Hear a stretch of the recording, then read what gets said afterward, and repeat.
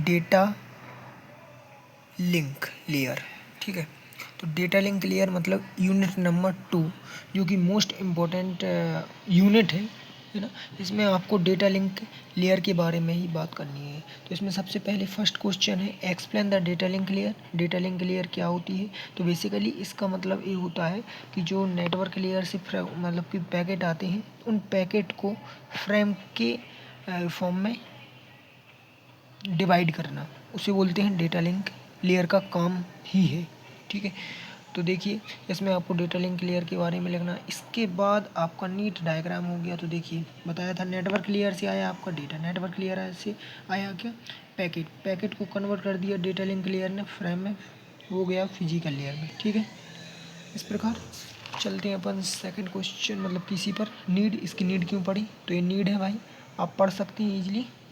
ठीक है, ये फंक्शन है, फ्रेमिंग करता है, physical address, flow control and error detection करता है, एरर को कंट्रोल करता है, एक्सेस कंट्रोल, सर्विस प्रोवाइडेड। फिर उसके बाद सर्विस प्रोवाइडेड भी कितने टाइप की होती हैं? 3 टाइप्स की। फर्स्ट होती है आपकी कौन सी? अनएक्नॉलेज्ड कनेक्शन लेस। ठीक है, तो पढ़ सकते हैं आप।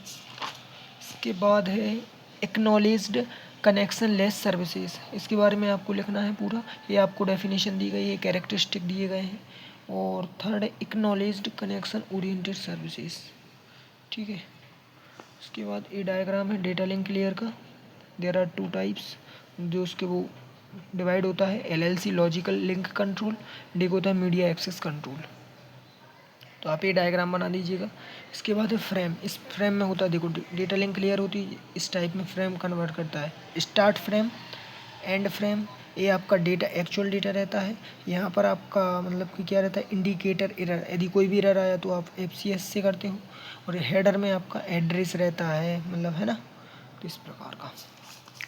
उसके बाद है भैया क्वेश्चन नंबर 2, यूनिट नंबर 2 का, what is the framing. Framing क्या होती है? जो अपन ने अभी देखी है, फ्रेमिंग कन्वर्ट होता है उसी को framing. The framing is the process of dividing the data मतलब जो पैकेट रिसीव्ड होता है फ्रॉम द नेटवर्क लेयर से, उसको कन्वर्ट करती है स्मॉल यूनिट्स में। दैट मीन्स जिसे बोलते हैं frame, also called a framing. ठीक है, data link layer packet convert into a frame, also called a transmission. Before transmission के पहले अपन जो अपने पैकेट रहते हैं उनको फ्रेम में कन्वर्ट कर देते हैं, फ्रेमिंग। ठीक है, उसके बाद discuss different types of framing technique. अब इसमें डिफरेंट टाइप्स ऑफ टेक्निक है, ये आप डायग्राम बना दीजिएगा। एंड इसके बाद एक ए डायग्राम बना दीजिएगा। स्टार्टिंग फ्रेम, एंडिंग फ्रेम, ये आपका डेटा यहाँ पर रहेगा, इसमें आपका एरर डिटेक्शन होगा, एंड ये हेडर है। ठीक है, और इसके बाद इसकी नीड क्यों पड़ी? तो आप नीड ही लिख दीजिएगा। टाइप्स ऑफ फ्रेमिंग टेक्निक, सबसे फर्स्ट होती है 4 टेक्निक है। फर्स्ट है आप कैरेक्टर काउंट, मतलब जिसमें आप लेंथ देख लीजिए, यदि 10 लिखा है तो डेटा कितने बाइट का रहेगा? 10 बाइट का रहेगा। सेकेंड है आपकी बाइट स्टफिंग। बाइट स्टफिंग में मतलब कि byte stuffing uses a special start and end bytes to marks, मतलब जहाँ भी कोई स्पेशल कैरेक्टर आता है तो उसके पहले अपन एक अलग से एक सिंबल जोड़ देंगे। ठीक है, ये डायग्राम है। ठीक है, उसके बाद बिट स्टफिंग। तो बिट स्टफिंग की ये डेफिनेशन है, आप पढ़ लीजिएगा, आपको समझ में आ जाएगा एक ही बार में। ठीक है, मतलब कि 5 कंजिक्यूटिव यदि 1 आ रहा है और उसके बाद यदि 1 आ रहा है जो भी वर्ड आ, तो आप एक 5 कंजिक्यूटिव 1 के बाद आपको एक 0 लगा देना, सीधी बात, इसका ही मतलब है। ये डायग्राम है 22। ठीक है, physical layer, physical coding wireless, मतलब 4 टाइप थी ना उसके टेक्निक की फ्रेमिंग की, तो आप ए भी है उसमें। ठीक है, एक नॉर्मल वाली है, मतलब कि डायरेक्ट आपको डेटा लिखा है, स्टार्टिंग एंड एंडिंग फ्रेमिंग। ठीक है, थर्ड क्वेश्चन है what is the flow control. Flow control बताओ, फ्लो कंट्रोल क्या होता है? फ्लो कंट्रोल क्या होता है? मतलब कि जो आपका डेटा ट्रांसमिशन हो रहा है उसको कंट्रोल करना ना, कि उसकी स्पीड कितनी रहनी चाहिए, जिससे कि सेंडर जो जिस स्पीड से सेंडर डेटा कर रहा है उस स्पीड से रिसीवर रिसीव कर रहा है डेटा कि नहीं कर पा रहा, तो उसको कंट्रोल करना पड़ता है ना, मतलब कि मैनेज करना पड़ता है, arrangement. Difference between stop and wait and sliding window control, तो वो बताया गया है। ठीक है, इसकी नीड क्यों पड़ी फ्लो कंट्रोल की नीड क्यों पड़ी? तो वो मैंने बताया, यहाँ पर टाइप्स हैं, देयर आर 2 टाइप्स। एक होता है स्टॉप एंड वेट प्रोटोकॉल, एक होता है स्लाइडिंग विंडो प्रोटोकॉल। उसको बता दो। स्टॉप एंड वेट को मैंने बताया, मतलब स्टॉप एंड वेट में ये होता है जैसे कि सेंडर है, सेंडर ने एक फ्रेम भेजा रिसीवर के लिए, तो सबसे पहले जब तक रिसीवर के द्वारा एक्नॉलेजमेंट नहीं मिल जाता तब तक दूसरा फ्रेम नहीं भेज सकते। ठीक है, तो पहले एक्नॉलेजमेंट मिला, मिल गया, उसके बाद फ्रेम भेजा सेकंड मतलब फर्स्ट, ठीक है। पहले एक भेजा था 0, उसके बाद फर्स्ट बोला, फिर उसके बाद एक्नॉलेजमेंट मिलेगा, फिर फ्रेम मिलेगा, फिर से मतलब इस प्रकार चलता है, स्टॉप एंड वेटिंग होती है, ठीक है। तो ये वर्किंग लिखी गई है जो मैंने अभी समझा है वही है। एंड इसके बाद है सेंड एंड एक्नॉलेजमेंट। एडवांटेज क्या क्या है स्टॉप एंड वेट के तो बता दीजिएगा, ठीक है। पहले 1 frame 1 acknowledgement next frame.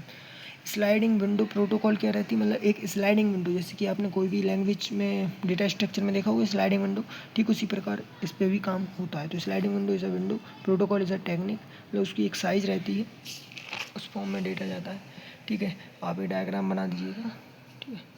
And इसकी वर्किंग क्या क्या रहती है वो बता दीजिएगा। इसमें क्या रहता है, देखो उसमें एक फ्रेम जा रहा था और एक्नॉलेजमेंट मिल रहा था, फिर उसके बाद नेक्स्ट फ्रेम जा रहा था, बट इसमें क्या रहता है डायरेक्टली आप नंबर ऑफ फॉर्म्स फ्रेम एक ही बार में भेज सकते हो, ठीक है।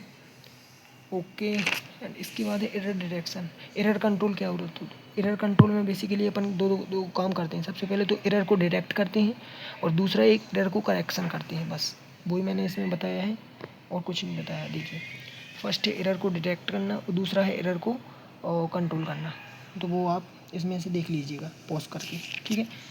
बात समझ लीजिए। एरर करेक्शन देखो बताया था, तो वो आपको इसमें करना है, राइट।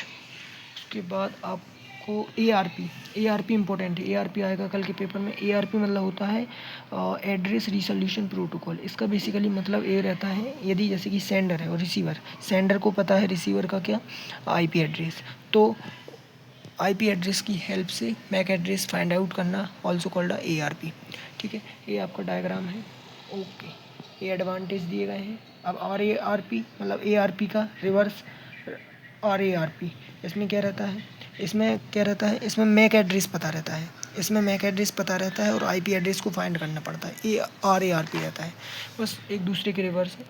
और ये आप कर सकते हैं advantage. G A R P क्या रहता है, वो खुद से ही बता देता है कि भाई मेरा आईपी एड्रेस ये है और मैक एड्रेस ये है, सीधी बात, ले लो, ठीक है। Go back N A R Q L जो टेक्निक है, ठीक है, उस प्रकार है कुछ। तो आप ये डायग्राम बना लीजिएगा, लिख लीजिएगा, ठीक है।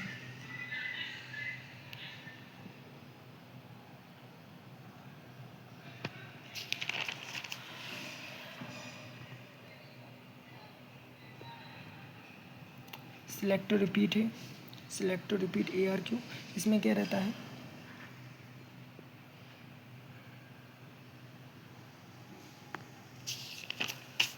देखिए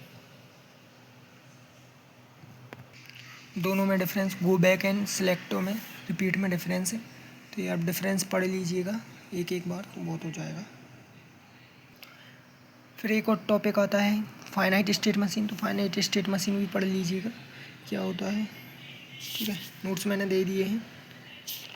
उसके बाद है कंपोनेंट, कंपोनेंट इसके क्या क्या यूज कर रहा हूँ फाइनाइट स्टेट मशीन में वो दिए गए हैं। एंड इसके बाद है पेट्रीनेट मॉडल क्या होता है, पेट्रीनेट मॉडल की डेफिनेशन लिखी हुई है, आप पढ़ लीजिएगा। कंपोनेंट इसमें होते हैं, ठीक है, इसमें कुछ नहीं होता बेसिकली, ये टोकन है, टोकन गया प्लेस पर, प्लेस 1 से प्लेस 2 पे क्या हो गया, रिप्लेस हो गया, मतलब मूव कर गया, ट्रांजिशन हो गया, और यहाँ पर टोकन आ गया, और क्या, बस। गाइस वीडियो अच्छा लगा हो तो please like subscribe and share, and thank you for watching my video. And video कैसा लगा तो प्लीज़ कमेंट में बताइए आपको यह वीडियो कैसा लगा। Thank you guys.